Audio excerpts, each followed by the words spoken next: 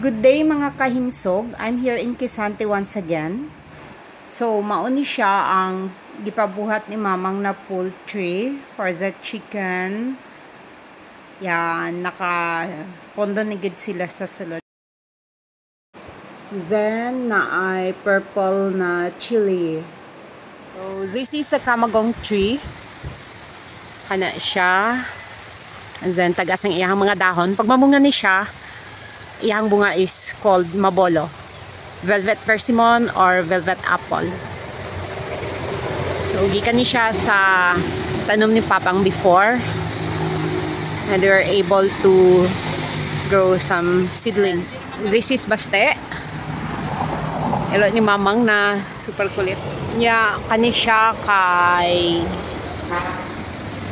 makopa. According to World Health Organization, health is a state of complete physical, mental, and social well-being, and not merely the absence of disease or infirmity. I-add-on na nato diha ang spiritual, of course. So, importante sa matag adlaw na atay mga activities nga nagakabang sa atoa to be physically healthy, to be mentally healthy, emotionally healthy, spiritually, and socially healthy as well. Karong buntag na ako dili sa bukid kay mananom ko og bulak. This is something that I really love to do, and paato ko dito sa hamoang bukid. Labay ko aning sa palapungot, and tara, ubanta ninyo.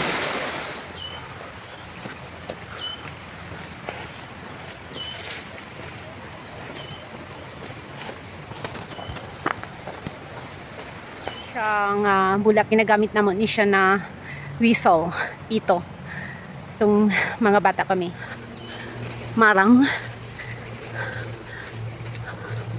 So, daghan jud kayo mga marang diring dapita.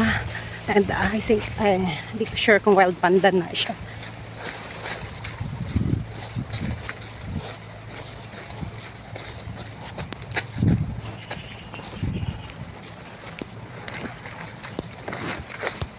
Grabe ni ka trending sa una during the pandemic, kay nisikat jud ni siya kaning badyang.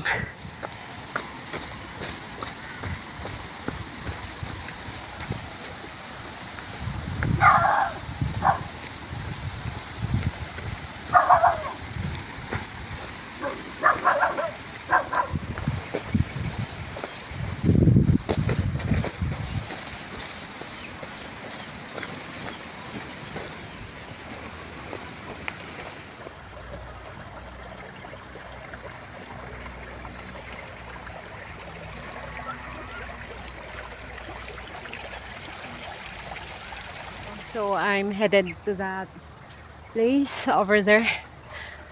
Doon na lang. This is asunting. Apil ni siya sa 10 halamang gamot promoted by the Department of Health. Tambal ni siya sa mga fungal infections, more commonly up. Daghan og gabi diri. Dili lang ko sure kung makaon ba ni siya. And yan.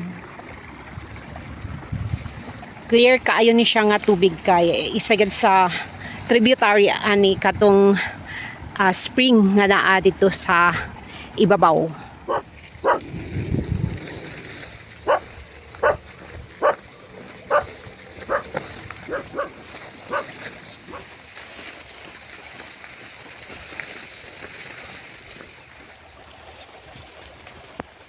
As you can see, I'm all by myself in this vast wilderness.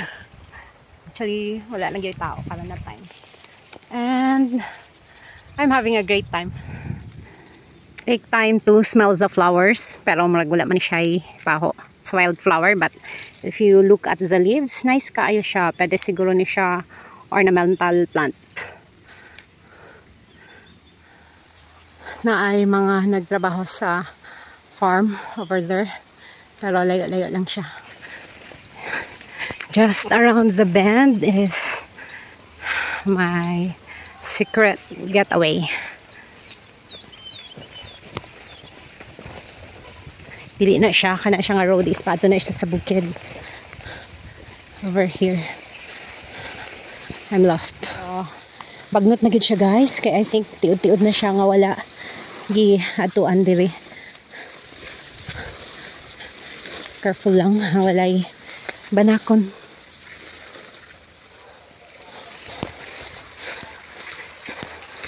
And I'm almost there. So kilid ni siya sa sapa. And snail. Pinabot na siyang apog. Wow.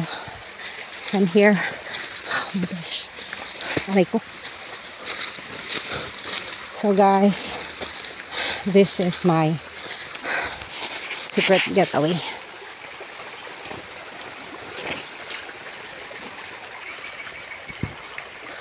Wala lang good siya, nalimpyo pa ang place kay wala na yung nag-aadto diri, but this is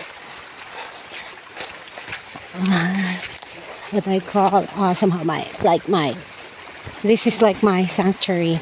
Oh thank you Lord. Actually na ay nagpuyo sa taas. Mao siya ang sumpay sa sapa sa Columbio guys. So mao ni ang isa sa tributary gid ani is katong spring sa ibabaw. So pag mag river check ka, ang dulo ani is kanang bugak or spring.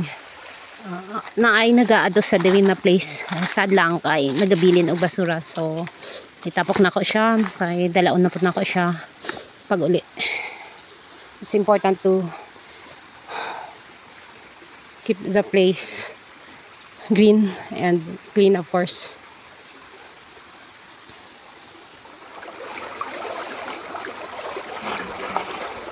Of course, before taman na nung mga tisata ay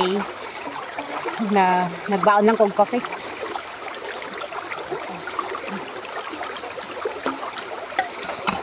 Bread.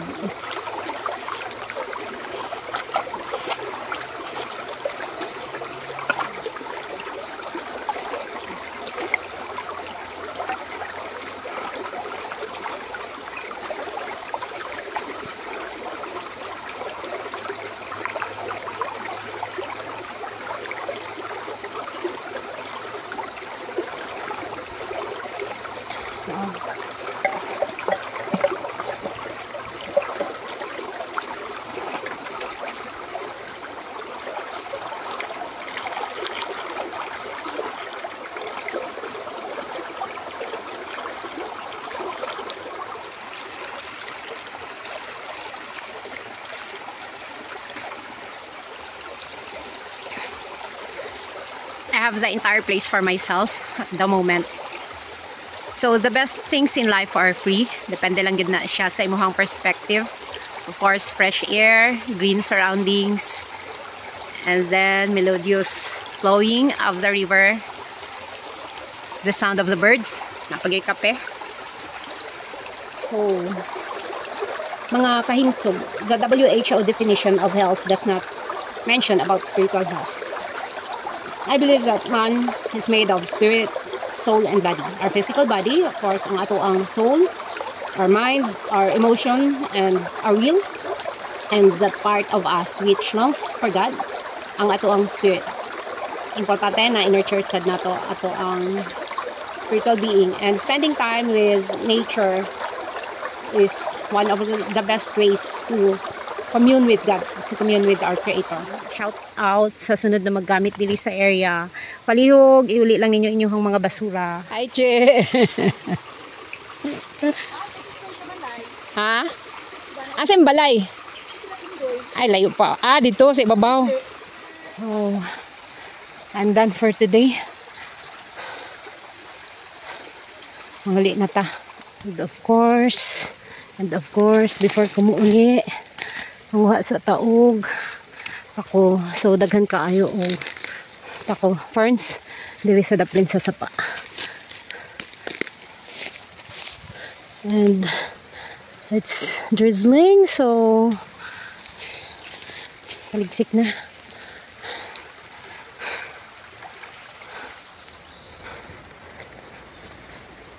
Maghapit ta sa payag ni Mamang, and to get there mag cross taaning Coconut Bridge.